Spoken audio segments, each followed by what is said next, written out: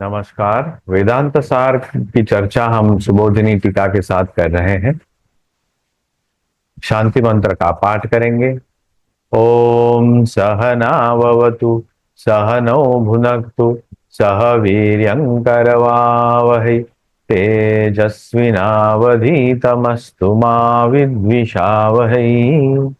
ओम शांति शांति शांति।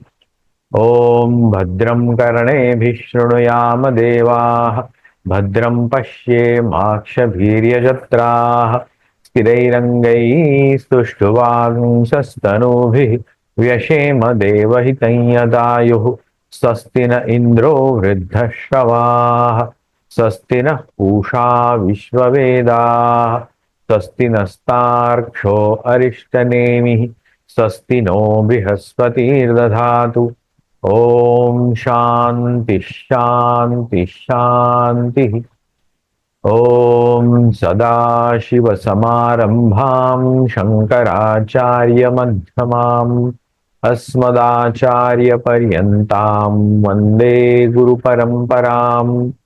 श्रुति स्मृति पुराणानाम् आलयं करुणालयं नमामि भगवत्पादम् शंकरं लोकशंकरं शंकरं शंकराचार्यं केशवं बादरायणं सूत्रभाष्यकृतौ वन्दे भगवन्तौ पुनः पुनः। ईश्वरो गुरुरात्मेति मूर्तिभेदविभागिने व्योमवद्व्याप्तदेहाय दक्षिणामूर्तये नमः। अखंडं सच्चिदानन्दम् अवाङ्मनसगोचरम् आत्मानमखिलाधारम् आश्रयेऽभीष्टसिद्धये। अर्थतोऽप्यद्वयानन्दानतीतद्वैतभानत गुरुनाराध्य वेदान्तसारं वक्ष्ये यथामति।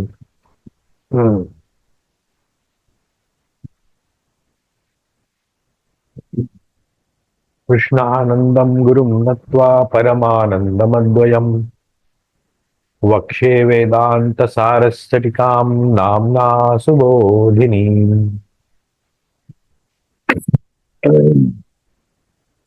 पिछले सत्र में हमने श्रवण मनन निधिध्यासन के बारे में जाना। श्रवण के बारे में डिटेल में जाना। उसमें जो 6 क्राइटेरियाज है, 6 लिंग है उसके, उपक्रम, उपसंहार, अभ्यास, अपूर्वता, फल, अर्थवाद और उपपत्ति, उसके बारे में जाना। इस श्रवण का क्या उपयोग है?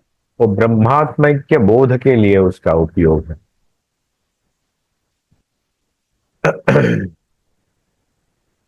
ब्रह्म आत्मा एक है और उसका बोध हमें चाहिए। वही एक अद्वितीय सत्य है, अखंड सच्चिदानंद। वहां तक हमें पहुंचना है और वो और कहीं नहीं, और कुछ नहीं दुनिया में, तो हमारा खुद का स्वरूप है, स्वस्वरूप है। वो स्वस्वरूप चैतन्य परमानंद, वहां तक हमें जाना है। हम सुबोधिनी टीका के आधार पर हम ये अभ्यास कर रहे थे, चिंतन हो रहा था हमारा। कल जहां हम रुके थे वहीं से हम फिर से चालू करेंगे।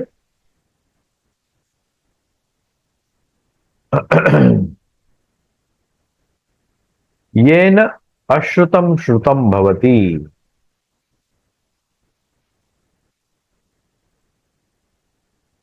और अश्रुतम श्रुतम भवति ये कैसे होगा?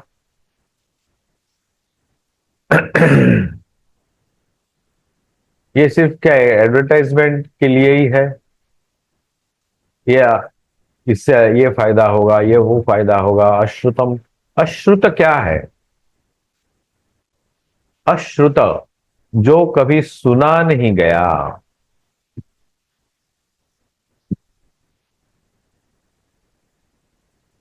आचार्यवान पुरुषो वेद, ये ऐसी जो वाक्य है ये किस लिए है? तरति शोकम आत्मविद ब्रह्मविद ब्रह्मैव भवति, ये जो वाक्य है उपनिषदों के वाक्य है, ये किस लिए है? यह उसका हम चिंतन करेंगे अभी। सहायता लेंगे हमारे सुबोधनी टीका की।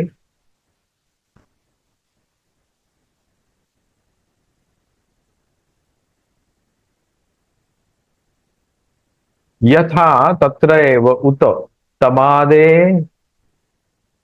शम प्राक्षो येन अश्रुतम श्रुतम भवति अमतम मतम विज्ञातम, सॉरी अविज्ञातम विज्ञातम। जो सुना नहीं गया या जो सुनने में नहीं आ रहा है वो हम सुन सकेंगे। अमतम, जिसका कभी चिंतन नहीं किया या कभी सोचा भी नहीं, वो हमारे रिल्म ऑफ अंडरस्टैंडिंग में आ जाएगा। अविज्ञातम, बुद्धि के स्तर पर या विज्ञान के स्तर, विज्ञान मतलब प्रैक्टिकल जो नॉलेज होता है वो नहीं था, उसका हमें ज्ञात हो जाएगा। वो it will be a most practical thing. Swami Vivekananda का एक किताब है प्रैक्टिकल वेदांता।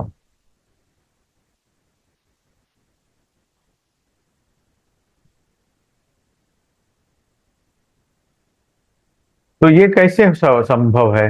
कब होगा ये? क्या ये जानने से ये श्रुतम मतलब यहां हम श्रुति ने क्या लिया है? फिजिकल, हमारी इंद्रियां यहाँ पे निहित होती है, मतलब श्रुतम लिया है उन्होंने। हमारे जो पंचेंद्रिया, पंच ज्ञानेन्द्रिया, पंच कर्मेंद्रिया, उनको क्या वो एक्टिव होती है?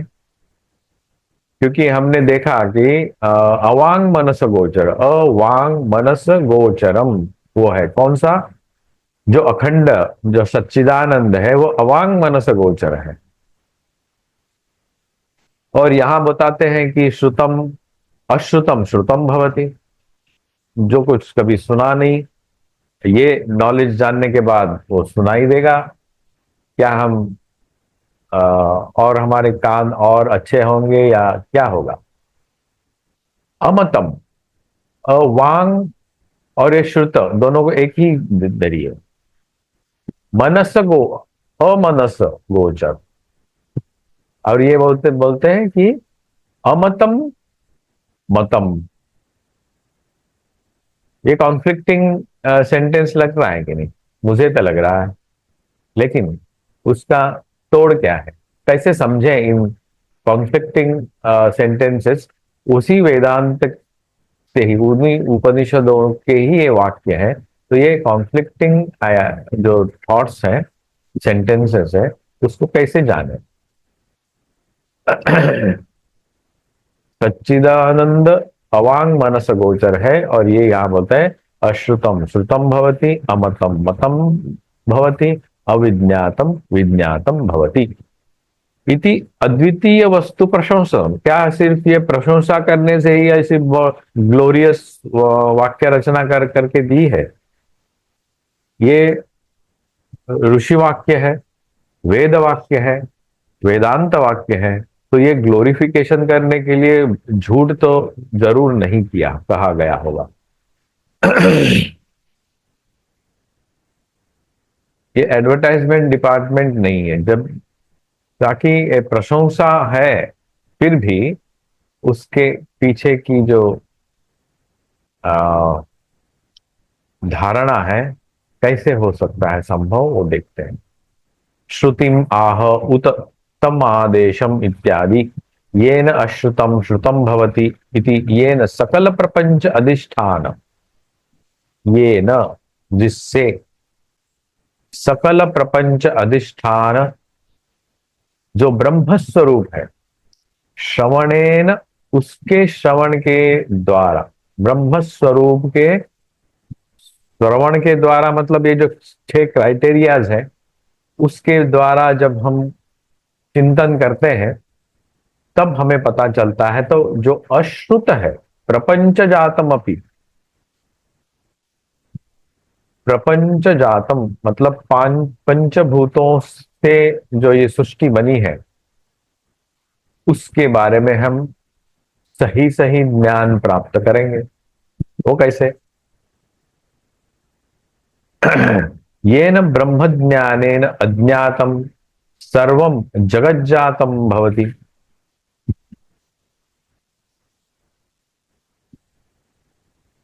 ब्रह्म ज्ञान से अज्ञातम सर्वम जगत जातम, जो जगत, एक है मैनिफेस्टेड वर्ल्ड, एक है होता है रहता है अनमैनिफेस्टेड।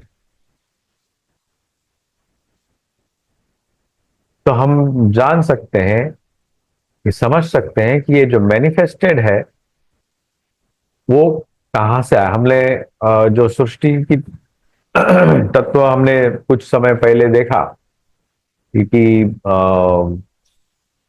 सृष्टि कैसे, जीव सृष्टि कैसे होती है, पंच महाभूतों की सृष्टि कैसे होती है, उसके बाद वो पंच एक दूसरे से कैसे मिलते हैं, और इस सृष्टि का ये उत्पत्ति नहीं है, ये मैनिफेस्टेशन है, प्रगटीकरण है।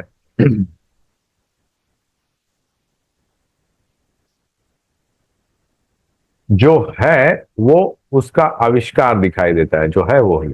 ये न ब्रह्म साक्षात्कारेण साक्षात्कृतम भवति ब्रह्मण सर्वत संप्लुदोतक स्थानीयत्वादि इति अर्थः। गीता में एक श्लोक है, वहां पे है कि जहां पूरा पानी से भरा हुआ है फिर भी उसमें नदियां जाती रहती है। सर्वतः संप्लुतोदक स्थानीयत्वादि ब्रह्मण, पानी, चारों तरफ पानी ही पानी है, संप्लुतोदक। तो कुछ आइडियाज यहाँ है, हम उसके बारे में अभी धीरे धीरे। अवशिष्टाया उपपत्ते लक्षणम आह युक्ति इति। जो अवशिष्ट एक आखिर का जो था, उस वो है अ, उपपत्ति, और वो है युक्ति। युक्ति के द्वारा हमने जो ये जो है ये फल होने के बावजूद भी हम उसको युक्ति के द्वारा हम जानेंगे, उपपत्ति के द्वारा। उसका नाम है उपपत्ति, लेकिन हम यूजुअल नाम होता है युक्ति, बुद्धि के आधार पर।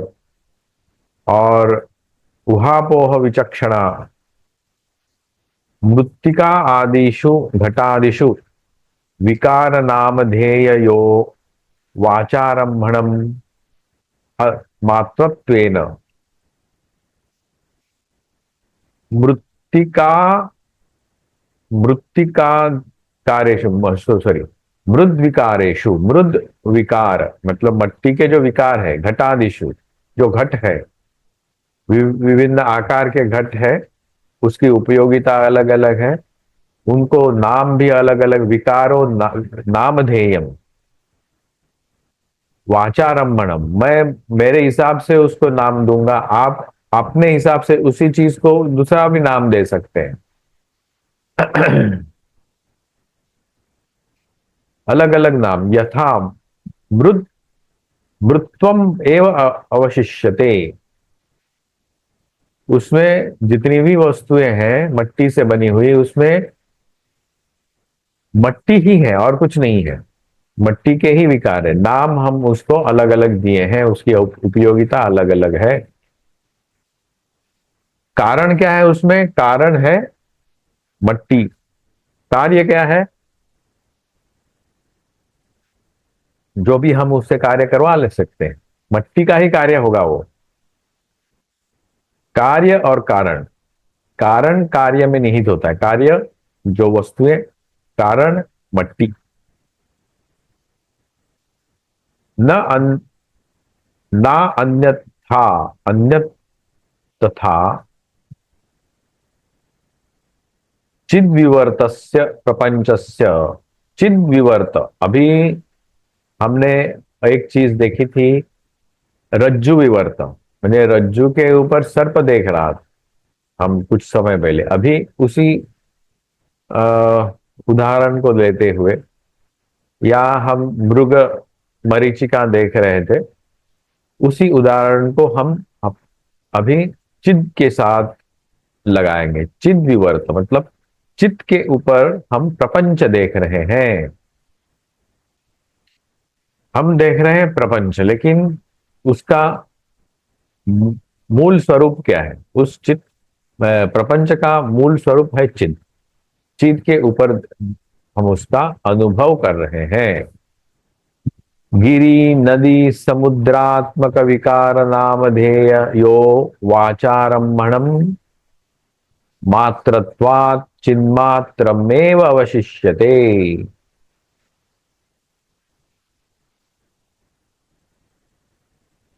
हम क्या बोले? गिरी, नदी, समुद्र, उनके आकार अलग अलग हैं। पृथ्वी, उसमें समुद्र भी है, नदी है, पर्वत है। विकार नामधेयम, अलग अलग है। उनके आकार अलग है, उनके नाम अलग है।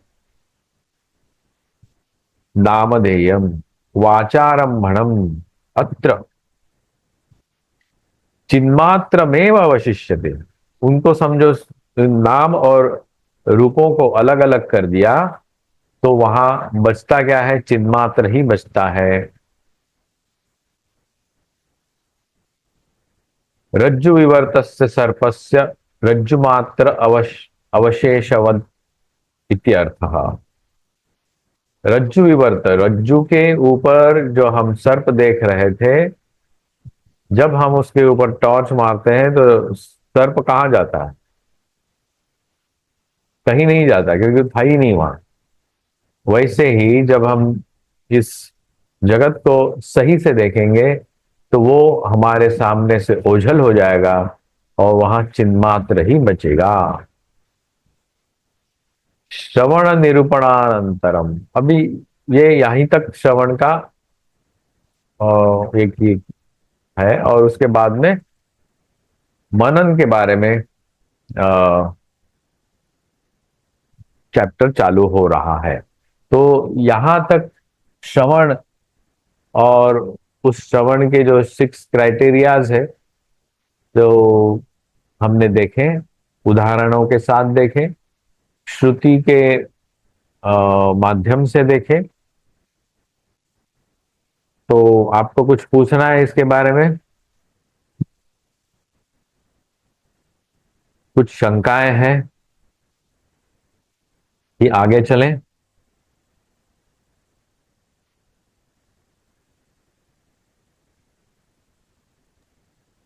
आगे चलते हैं। अच्छा।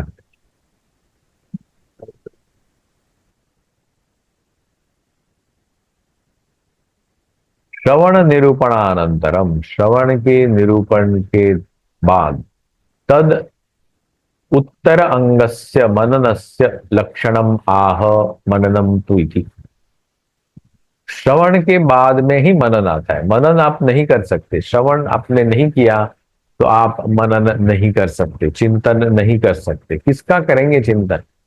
लोगों को मेडिटेशन करने की बहुत उत्सुकता रहती है कि हम मेडिटेशन करेंगे, लेकिन उसको पूछा कि किसके ऊपर मेडिटेशन करना है, वो बोला हमें नहीं पता, हमने मेडिटेशन शब्द सुना है, हमें मेडिटेशन करना है, आप सिखाइए हमें।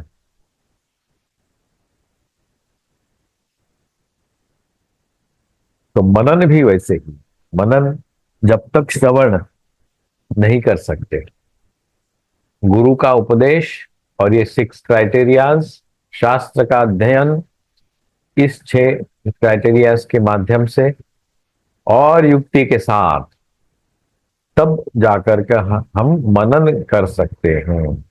षड्विध लिंग तात्पर्य पूर्वकम श्रुतस्य अद्वितीय ब्रह्मण वेदांत अविरोधिनी युक्ति भी नैरंतर्येण अनुचिंतनम मननम इत्यर्थः। ये महत्वपूर्ण है।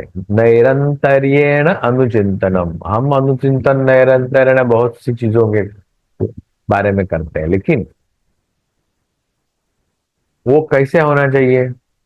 वेदांत अविरोधिनी युक्ति भी, वेदांत के साथ अविरोधी होने या वेदांत के सपोर्टिव, वेदांत का सपोर्ट लेते हुए उन्हीं युक्तियों का सपोर्ट लेंगे। कंफ्यूजिंग युक्ति हमारे सामने बहुत से आते हैं, हमारे मन में भी रहती है कुछ कॉन्फ्लिक्टिंग मैंने और नॉन सपोर्टिव आइडियाज। उनको उनके सहारे हम नहीं विचार करेंगे। और वो किसके बारे में होता है? श्रुतस्य अद्वितीय ब्रह्मण, श्रुतस्य, श्रुति में जो बताया गया है, वेदांत में जो बताया गया है, उपनिषदों में जो अद्वितीय ब्रह्म के बारे में बताया गया है, उसी के बारे में वेदांत के सहारे नित्य निरंतर अनुचिंतनम होना चाहिए। नित्य नैरंतर्येण मतलब कैसे? आसुप्ते आमृते कालम नयेत वेदांत चिंतया, उसे कहते हैं मननम। पिछली बार हमने स्लाइड में देखा था,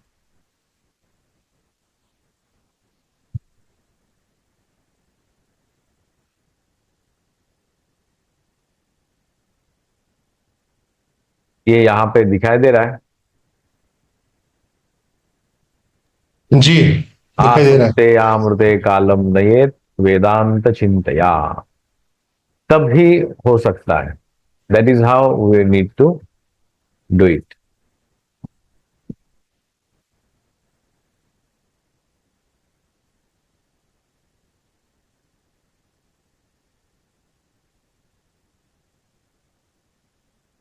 मननम तो श्रुतस्य अद्वितीय वस्तुनः वेदांत अनुगुण युक्ति भी, वेदांत अनुगुण,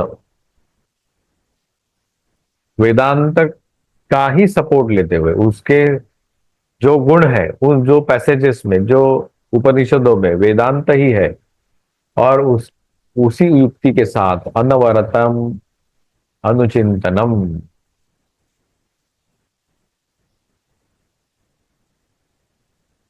स्लाइड दिखाई दे रहा है आपको ना, मनन जी? जी दिखाई दे रहा है। हाँ, श्रुतस्य, श्रुतस्य वहां पे लिखा है मूल ग्रंथ में, वो मतलब षड्विध लिंग तात्पर्य प्रवेश। जो 6 लिंग हमने देखे श्रवण के, उनका जो तात्पर्य है अद्वितीय ब्रह्म और वेदांत अविरोधी भी युक्ति भी और नैरंतर्य अनुचिंतन, ये क्राइटेरिया उस मनन में होनी चाहिए। कुछ भी हम मनगणन और विचार हम करते रहेंगे और कहेंगे कि हाँ मैं मनन कर रहा किया, मैंने, मुझे पता चला ब्रह्म क्या है, वो नहीं चलेगा। हर चीज का एक सही से वहां पे उसी मेथड से जाना चाहिए। मेथोडिकल, मेथोडिकल, मेथोडिकल होने के द्वारा ही हम उस एक्सपेरिमेंट में सफल होंगे। जैसे लैब में जैसे हमारे टीचर कहते हैं कि वो जो केमिकल्स हैं उस मात्रा में ही उसमें मिलाने हैं। पहले ये केमिकल जाएगा, उसके ऊपर दूसरा केमिकल जाएगा, पहले दूसरा वाला पहले दिया बाद में दूसरा दिया, वो नहीं चलेगा, वो रिजल्ट नहीं आएगा। जिस प्रोपोर्शन में, जिस ऑर्डर में उसको उस जो केमिकल्स देने हैं उस तरह से ही देने हैं। यहां भी वैसे पहले तुमको श्रवण ही करना पड़ेगा 6 क्राइटेरिया के साथ, उसके बाद मनन है। श्रुतस्य अद्वितीय ब्रह्मणः वेदांत और अविरोधिनी भी युक्ति भी नैरंतर्येण अनुचिंतनम मननम इति अर्थः। ये दिखाई दे रहा है ना टेक्स्ट, जी। Highlighted text.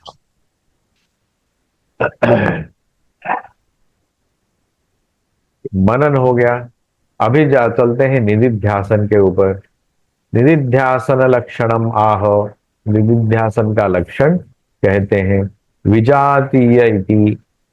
विजातीय देहादि बुद्धि बुद्ध्यंत जड़ पदार्थ निराकरणेन सजातीय अद्वितीय वस्तु विषयक प्रत्यय प्रवाहीकरणम निधिध्यासनम इति अर्थः। निधिध्यासन, अध्यास, ध्यास। ध्यास मतलब उसके बारे में ही सब समय सोचना, मनन किया। मनन के बाद हमारे मन को एक आदत पड़ती है, हैबिट बनेगी उसी के बारे में सोचने के लिए, उसी उस चीज के बारे में सोचने। लोग कहते हैं ये एडिक्शन, एडिक्शन भी वही होता है, मन का ही होता है। लेकिन हमारा एडिक्शन कहाँ होगा? हमारा एडिक्शन होगा ब्रह्म के बारे में, अद्वितीय वस्तु के बारे में। वो कैसे? देहादि जड़ बुद्धि अंत जड़ पदार्थ निराकरण है ना। देह तो जड़ ही, मन भी जड़ है, अहंकार जड़ है, बुद्धि जड़ है। ये सब जड़ पदार्थ है, क्योंकि हम उसका अनुभव कर सकते हैं, उसके बारे में सोच सकते हैं, हम उसके बारे में जानते हैं। जब जानते हैं तो बाह्य पदार्थ है और वो जड़ पदार्थ है। निराकरण है ना, उसको हटाना है। और सजातीय अद्वितीय वस्तु विषय। और सजातीय क्या है? जो अद्वितीय वस्तु है, अखंड है, सच्चित आनंद है, उसके बारे में ही सब समय जो श्रवण के सहारे पढ़ा है, उसके बारे में जो मनन किया है, वही उसी का विषय करना है, उसको ऑब्जेक्टिफाई करना है। उस सजातीय अद्वितीय वस्तु विषयक प्रत्यय प्रवाहीकरण। प्रत्यय मतलब वो प्रकटीकरण, उसके साम उसको बार बार हमने अपने वृत्ति में लाना है, अपनी वृत्ति में लाना है उसको। प्रवाहीकरण, प्रवाह मतलब कांस्टेंट फ्लो, एक ही वृत्ति का कांस्टेंट फ्लो। एक वृत्ति आई गई, फिर से उसी प्रकार की वृत्ति, उसी प्रकार की वृत्ति, यह है प्रवाहीकरणम। तैल धारावत ऐसे कहते हैं उसको। निधिध्यासनम इति अर्थः, वही है निधिध्यासन। अभी उसके आगे चलते हैं। वित्थान निरोध संस्कार यो अभिभव प्रादुर्भावे सति चित्तस्य एकाग्रता परिणाम समाधि। अभी समाधि के बारे में हम जानेंगे। मननम तो श्रुतस्य ए हो गया। अद्वितीय वस्तु न वेदांत अनुगुण युक्ति अनवरतम अनुचिंतनम। विजातीय देहादि प्रत्यय रहित अद्वितीय वस्तु सजातीय प्रत्यय प्रवाह। जब ये ऐसे होता है तब निधिध्यासन होता है, और निधिध्यासन जब कल्मिनेट होता है तब वो समाधि में परिणत होता है। क्योंकि वृत्ति है, वृत्ति एक के बाद एक के बाद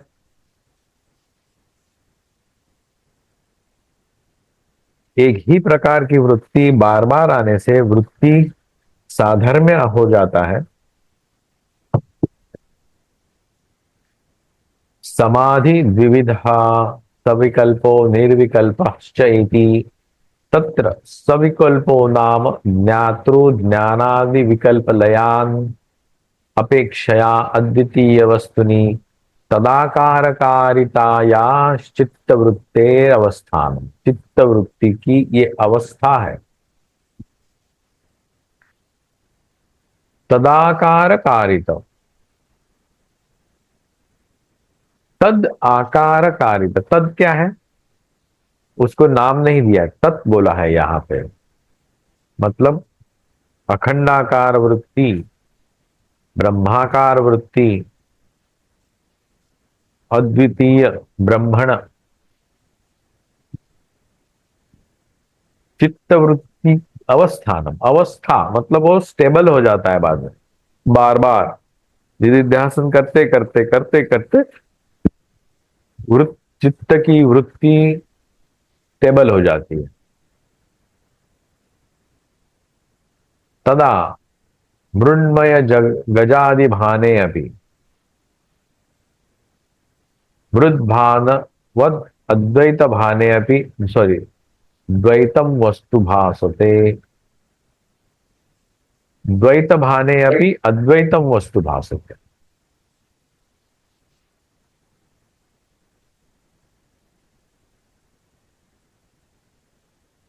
यहाँ पे सविकल्प समाधि और निविकल्प के बारे में बताया है।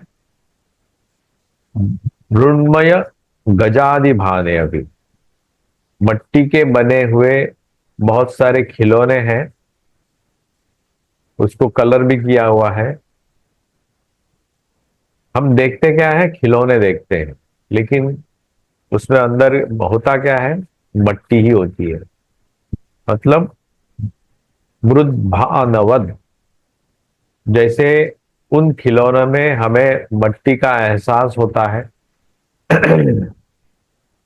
द्वैत भाने अपनी, हमारा अभिभान क्या है, द्वैत है। हम इस प्रपंच जगत में व्यवहार करते हैं, उसके बावजूद भी हमें अद्वैत वस्तु भासते, उसके पीछे जो चैतन्य है उसका भी आभास हमें होता है।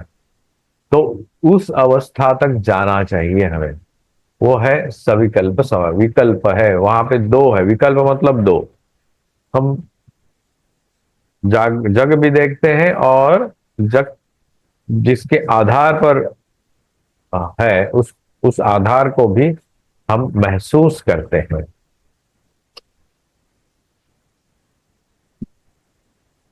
कहते हैं कि काली माँ ने श्री रामकृष्ण को कहा था, तुम्ही भावमुखे थाको।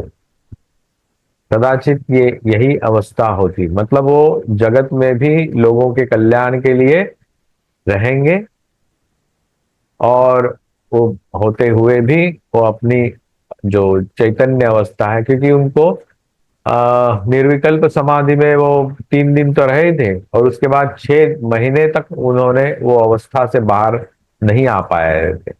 और वो अवस्था 6 महीने क्या, 21 दिन तक ही रहती है, उसके बाद शरीर नष्ट हो जाता है। लेकिन उन उनकी सेवा के लिए और एक साधु महात्मा आए थे, उन्होंने उनके शरीर को रखा, और तब काली माँ ने उनको उपदेश दिया कि तुम भाव मुखे थाको। तो वो उस निर्विकल्प समाधि से बाहर नहीं आना चाहते थे, फिर भी जगत कल्याण के लिए उनको कहा गया कि आप भाव मुखे थाको।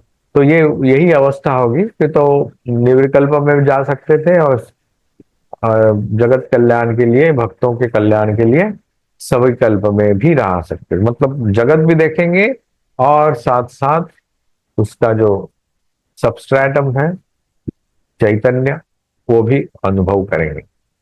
दृषि स्वरूपम गगनोपम, गगन उपमम परम सकृत विभातम तु अजम एकम अक्षरम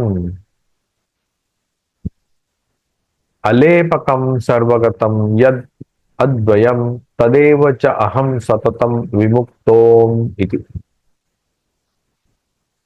ये किसी आ,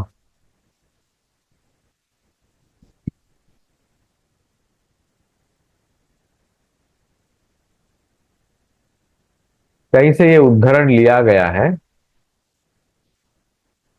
ये क्या कहते हैं, दृषि स्वरूपम, जो दिखता है, गगनोपमम, गगन के ऊपर, मतलब जस्ट एक्सपांसिव स्पेस जो है उसका हम अनुभव करते हैं, गगन। लेकिन वो इतना एक्सपांसिव है कि एक्चुअली स्पेस जो है हमें लगता है कि लिमिटेड है, लेकिन वो लिमिटेड नहीं है, अनलिमिटेड है आकाश। सकृत विभातम तु अजम एकम अक्षरम। सकृत विभातम, हमें अनुभव होता है। सकृत, अज, अजम, जिसका जन्म जन्म नहीं होता। एकम, एक ही है, उसके जैसा दूसरा नहीं है। और वो अक्षर है, उसका नाश भी नहीं होता।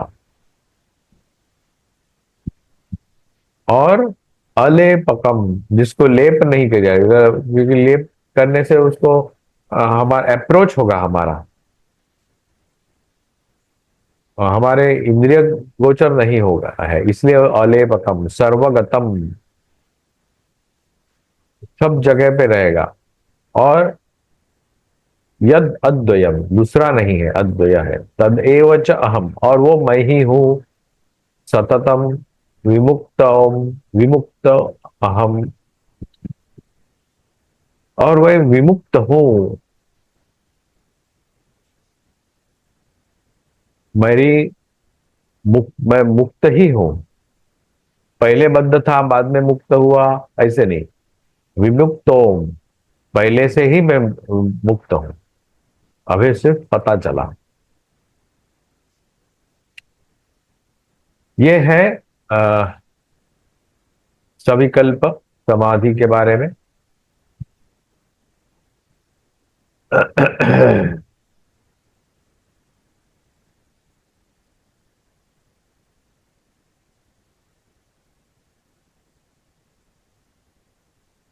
अभी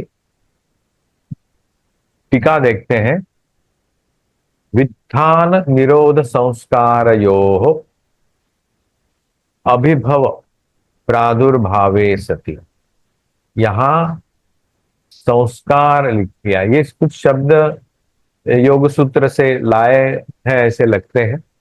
व्युत्थान संस्कार, निरोध संस्कार, हाँ, अभिभव, चित्तस्य एकाग्रता परिणाम, ये भी एकाग्रता परिणाम, ये भी यहां से ही लाया हुआ ऐसा लगता है योग सूत्र से।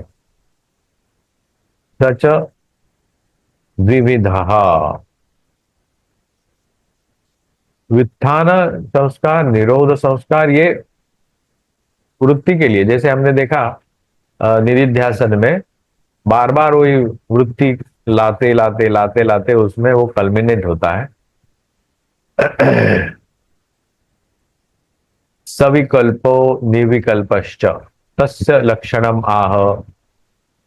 तत्र तयोः सविकल्पक निर्विकल्पयो मध्ये सविकल्पो अपि द्विविधः। अभी यहाँ पे और तत्र तयोः मतलब सविकल्प और निर्विकल्प, ये दोनों में सविकल्प अपि द्विविधः, सविकल्प भी दो प्रकार के हैं। अहम ब्रह्मास्मि शब्दानुविद्धतया अद्वितीये वस्तुनि चित्तवृत्तेरवस्थानम इति एकः। एक अभी ये दो है, सविकल्प समाधि दो प्रकार की। एक है चित्तवृत्ति की अवस्था शब्दानुविद्ध, शब्द का, शब्द सुना और वो विद्ध हुआ, मतलब उसने वो कैप्चर किया। बाण विद्ध, बाण से जब मारा तो हरिण को बाण विद्ध, हरिण को बाण लगा, गॉट इंजर्ड।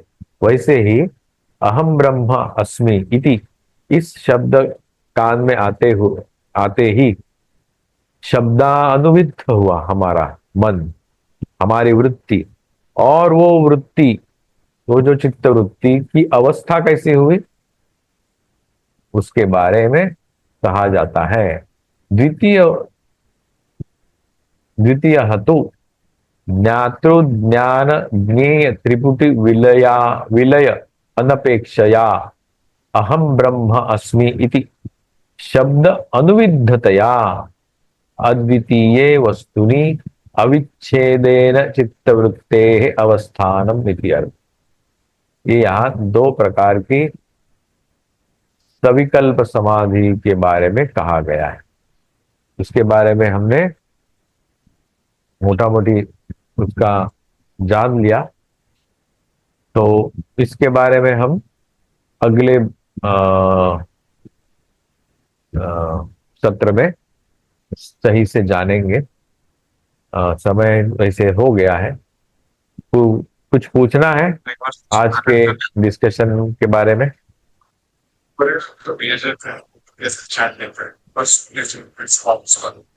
आज का सत्र यही बंद करें।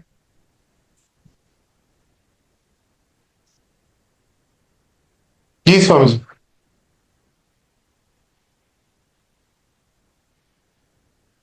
शांति मंत्र का पाठ करें।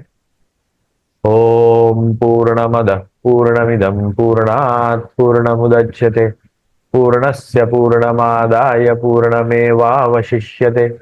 ओम शांति शांति शांति। ओम भद्रं कर्णेभिः शृणुयाम देवाः भद्रं पश्येमाक्षभिर्यजत्राः स्थिरैरङ्गैः स्तुष्ट्वांसस्तनूभिः व्यशेम देवहितं यदायुः। स्वस्ति न इन्द्रो वृद्धश्रवाः स्वस्ति नः पूषा विश्ववेदाः स्वस्ति नस्तार्क्ष्यो अरिष्टनेमिः स्वस्ति नो बृहस्पतिर्दधातु।